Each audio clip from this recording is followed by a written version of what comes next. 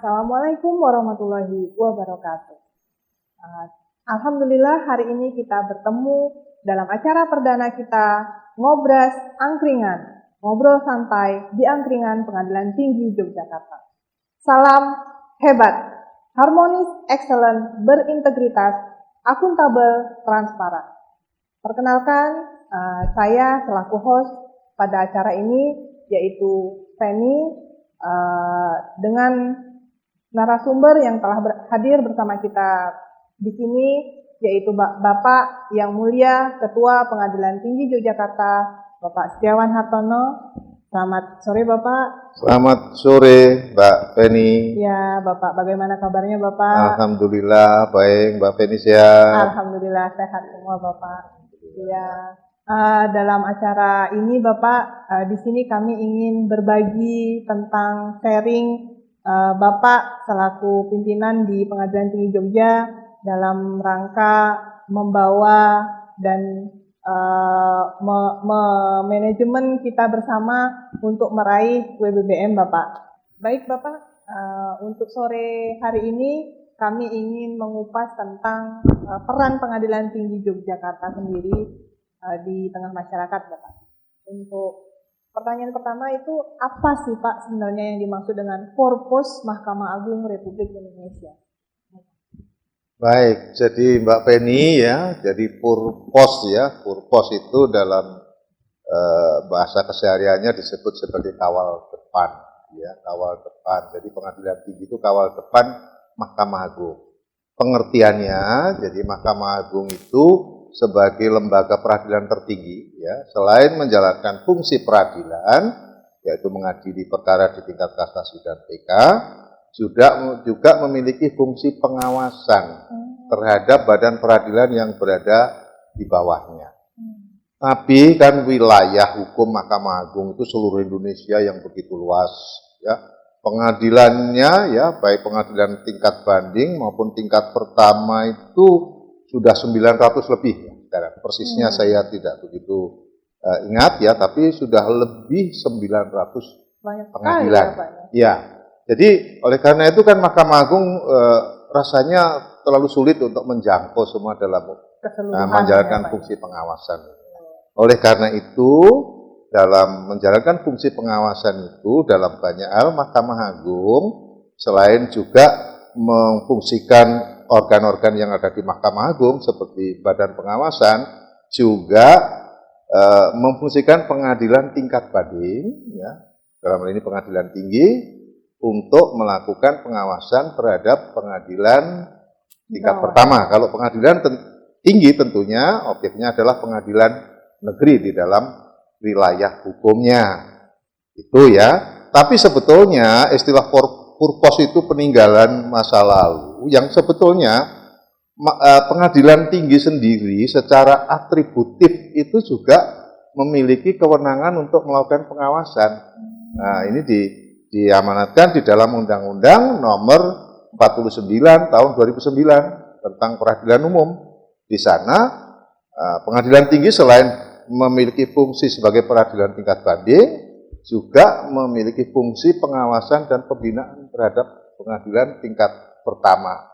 Hanya oleh karena itu, kalau dalam menjalankan fungsi sebagai purpose, artinya ketika ada melalui delegasi-delegasi dari Mahkamah Agung, ya. Tapi di luar itu, pengadilan tinggi juga wajib, karena ini mandat dari undang-undang, wajib melakukan pengawasan berdasarkan kewenangannya sendiri yang diberikan oleh undang-undang. Jadi itulah kira-kira pengertian purpose itu. Untuk implementasi purpose itu sendiri yang dilakukan Pengadilan Tinggi Yogyakarta kepada pengadilan negeri se-Daerah Istimewa Yogyakarta, itu apa saja Pak? Bagaimana implementasinya? Bagaimana implementasi purpose yang dilakukan Pengadilan Tinggi Yogyakarta? Ya, itu kan di dalam konteks pengawasan itu sebetulnya ada pedomannya ya, ada pedomannya kalau tidak salah SK-KMA nomor 80 ya tahun 2006 kalau nggak salah ya, itu jadi ya pengawasan itu intinya ya meliputi cakupannya selain pengawasan terhadap penyelenggaraan peradilan, juga pengawasan terhadap perilaku aparatur pengadilan.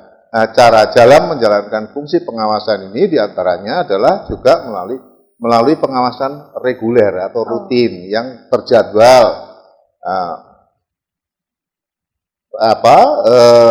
tentu disesuaikan dengan kemampuan anggaran yang ada. Tapi di era sekarang ini sebetulnya tidak harus terpaku. Pengawasan reguler itu tidak harus terpaku dengan model on the spot, tidak harus terjun ke lapangan. Kita sudah bisa menggunakan media-media elektronik melalui Zoom, juga bisa melakukan pengawasan itu. Dan instrumennya juga sudah banyak sekali dengan aplikasi-aplikasi yang ada. Sebetulnya pengadilan tinggi sudah bisa memonitor kinerja pengadilan negeri melalui aplikasi-aplikasi, apakah itu SIPP, ada SIPAPU, segala itu sudah bisa. Itu diantaranya itu, tapi kemudian juga pengadilan tinggi selalu ini sudah baku ya, di setiap pengadilan tinggi ada ketua pengadilan tinggi menunjuk hakim tinggi pengawas daerah. Ini yang sepanjang waktu, sepanjang tahun akan memonitor kinerja pengadilan negeri dan juga perilaku aparaturnya. Nah, selain pengawasan reguler yang bisa on the spot dan juga pengawasan secara online melalui media yang ada, media elektronik, juga pengawasan yang perilaku itu konteksnya adalah pengawasan pengaduan ya, terkait apabila ada pengaduan, maka pengadilan tinggi akan menindaklanjuti dengan membentuk tim pemeriksa. Itu jadi ini pengaduannya, maaf Pak, pengaduannya dari mana Pak? Yang ya, pengaduan itu bisa dari mana saja, bisa dari pencari keadilan atau masyarakat umum, atau bahkan tidak ada pengaduan. Pengaduan di sini diartikan tidak selalu harus ada pelapornya. Ya. Tapi kalau ada berita di media massa, apakah itu di media sosial atau media elektronik, media cetak ya, yang memberitakan mengenai terjadinya pelanggaran misalnya, maka pengadilan tinggi akan merespon itu setelah menelaah. Tentu kalau memang apa yang diberitakan itu adanya pelanggaran itu ada indikasi yang cukup kuat, maka pengadilan tinggi akan membentuk tim pemeriksa untuk melakukan pemeriksaan.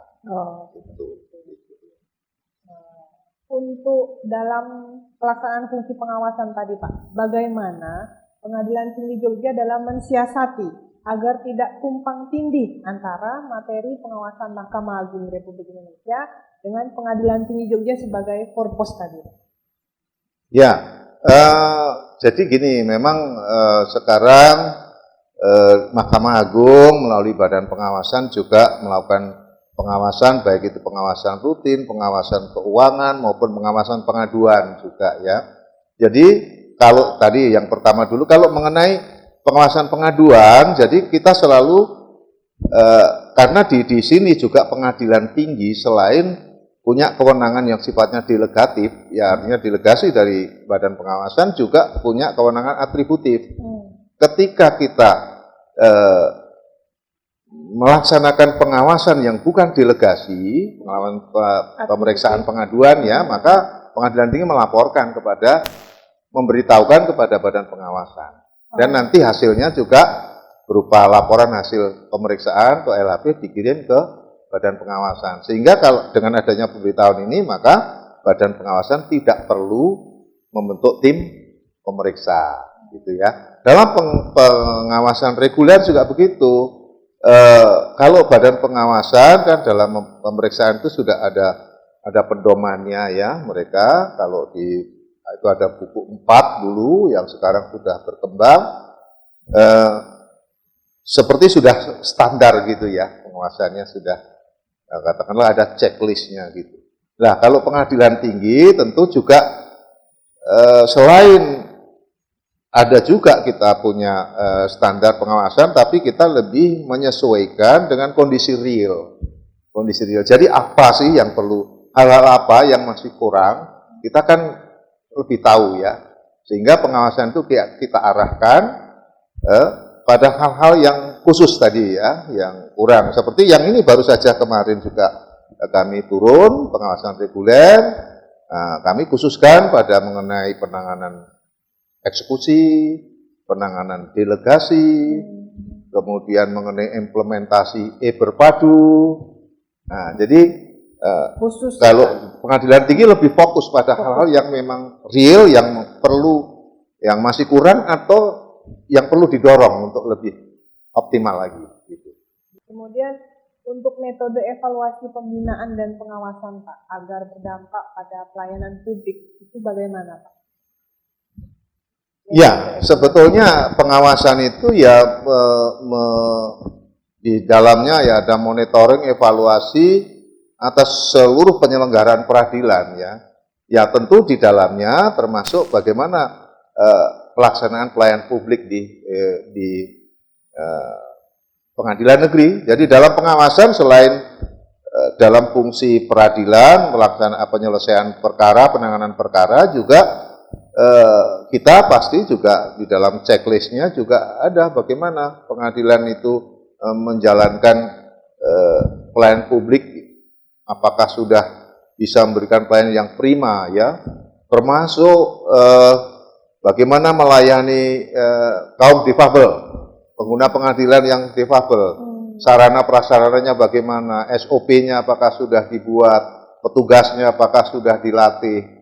Nah, itu masuk dari ranah pengawasan. Kita akan melihat terus perkembangannya setiap saat gitu Pak. Sehingga Mbak ya, jadi supaya pelayanan publik itu berjalan dengan baik. Dan alhamdulillah sekarang hampir di semua pengadilan negeri ya sudah punya standar pelayanan, maklumat pelayanan, dan kemudian juga mereka secara periodik melakukan survei.